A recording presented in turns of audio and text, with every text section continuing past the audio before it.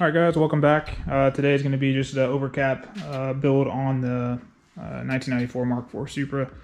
The last video I had filmed up, the sound quality was a little bit crappy with the audio playing from some views, so I'm just going to redo this one instead and just show you and tell you a little bit more about the car. So enjoy.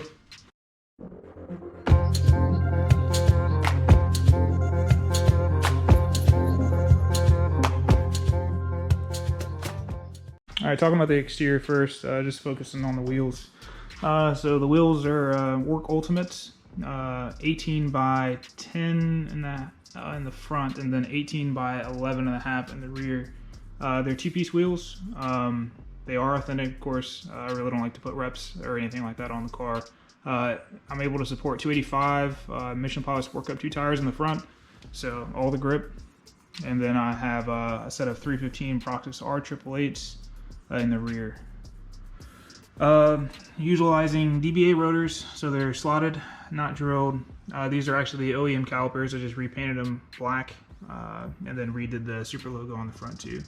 Behind here you can kind of barely see the yellow on the coilovers. The car is on KW V3 coilovers. By far the best ride comfort I've ever had in like a sports car, especially in the Supra. Moving on to the front lip, it's a TBT carbon front lip, kind of like mirroring the Redox wide body kit that you're able to get for the car, and it goes all the way around. These corner lamps are from the 97 to 98 Supras, so I took those off and remodified those as well as the 97 to 98 headlights. Coming around the front, the intercooler you see in the front is the ETS 4-inch front mount intercooler. Come around the sides.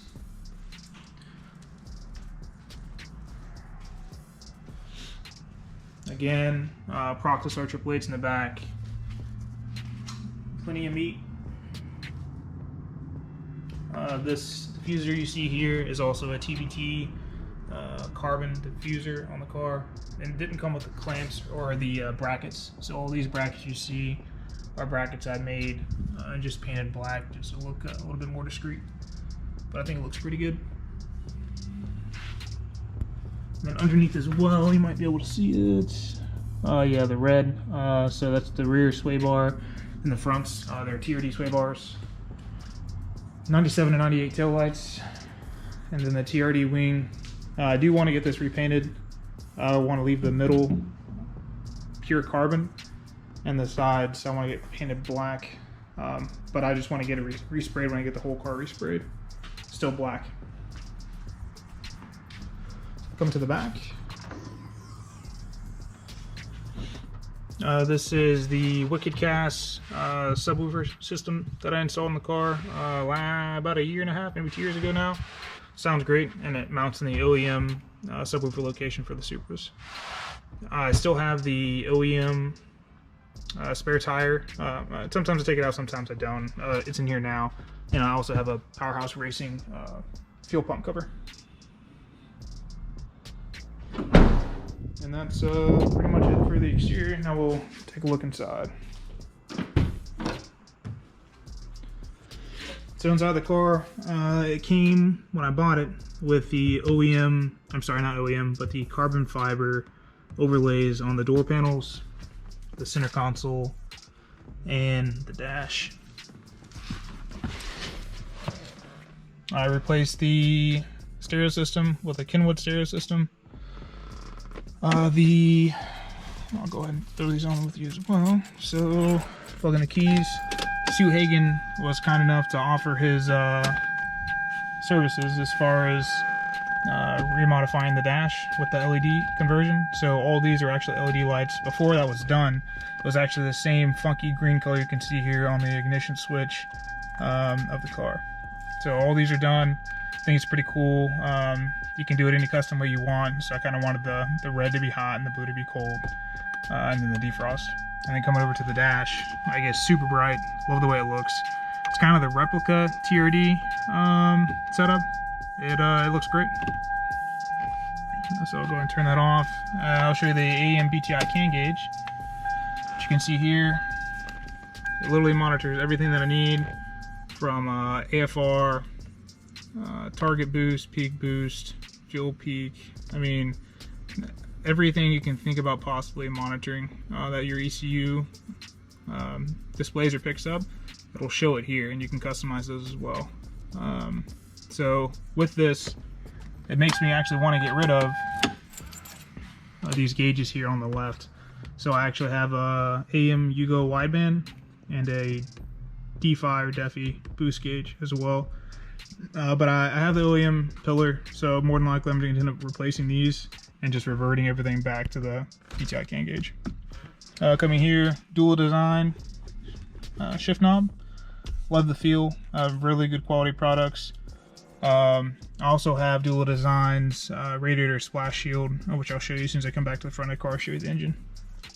The car is on the AM Infinity 6 standalone ECU. Open this door so you can kind of see this side. Mounts flush in. That speaker there is not an OEM location for the tweeters. The tweeters are actually up top. But I mounted these down here just so I didn't really want to tap into those.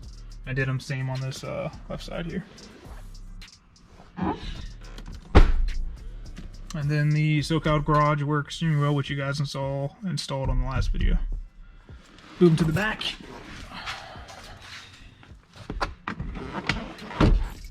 So it's an NRG harness bar. My tuning laptop I just leave in here. It goes all the way across in preparation for the seats when I get it. And then in the center dash here, it's kind of hard to see just because how dark it is. But there's actually a 10 position AM trim pot switch, which I use for traction control. So I can either turn it with variables of 10. So I can either have it off or have it on, and then everything kind of in between with how much slip I want the wheels to have.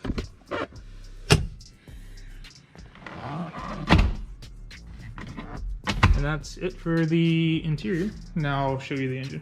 All right, we're coming back around to the front. Open the hood.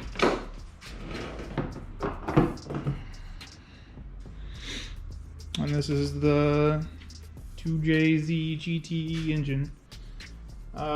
Really haven't modified any internals on the engine, so just give you a brief overview. Still a stock block, still a stock head, still a stock fuel system.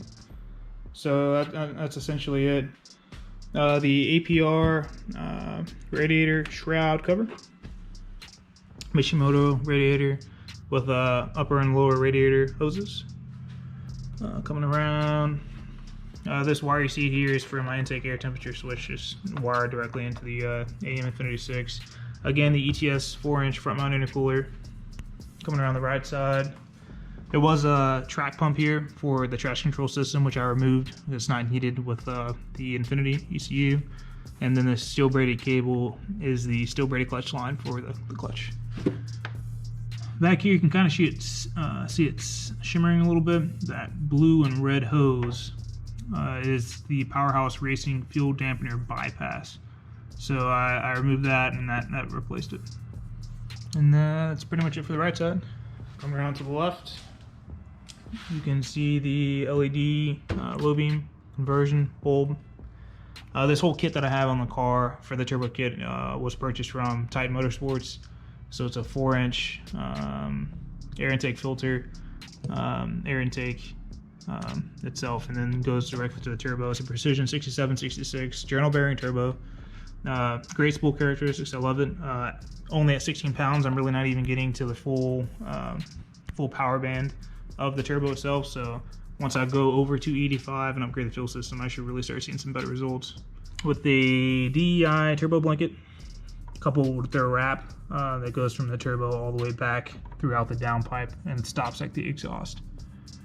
And then the exhaust in the back as well is the HKS titanium 4-inch race exhaust.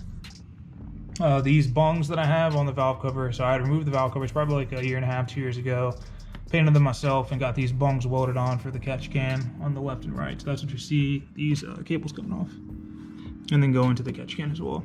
And a Grimspeed manual boost controller. So I had the Greddy Profect B, but it was a little wonky as far as trying to control the twin wastegates. So it goes back to the manifold itself. The turbo manifold is a Virtual Works twin gate manifold with precision, I want to say 42 millimeter wastegates.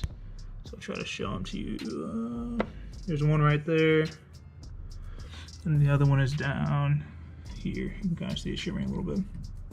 And then I just fabbed pretty much the dump tubes up just to go down towards the ground, and one back towards the transmission tunnel. And as far as the blow-off valve in the car, you can kind of see down from here. So it's the HKS Supra sequential blow-off valve. And then, as I was saying before, the Dula design radiator cover, or splash shield, that's what you see here. The clutch on the car is a Stage 3 South Bend carbon Kevlar clutch. It's one of their endurance clutches. It works pretty well. It feels almost like stock, and it's better suited to hold the power. So with that too, with the plan upgrades is the fuel system and the cams and valve train. Part of that to-do list is to upgrade that to a Clutch Masters twin or a triple, and then the car should be good to go for the time being. So I want to go over 800 horsepower. And that's it, guys. That's everything I've kind of done with the car so far. So again, the next video you should be seeing is the installation of these foot struts. Should be pretty simple. I've had this for a while. I've just been super lazy when it comes to installing them. So I'll throw these on probably within the next day or two, and then I'll be it for a while on the car. Hope you guys enjoyed, and I'll see you in the next one. Take it easy.